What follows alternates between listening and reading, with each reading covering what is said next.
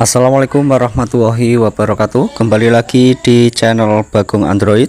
Kali ini saya akan membagikan tutorial cara install aplikasi My M3 di HP Android 2026.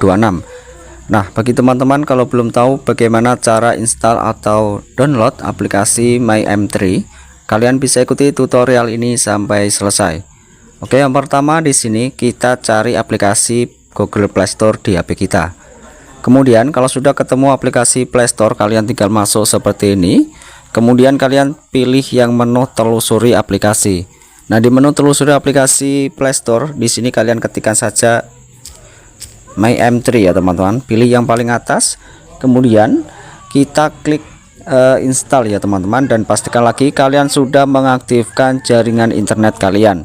Sekian tutorial ini, semoga bermanfaat. Jangan lupa subscribe dan share video dari channel Bagong Android. Wassalamualaikum warahmatullahi wabarakatuh.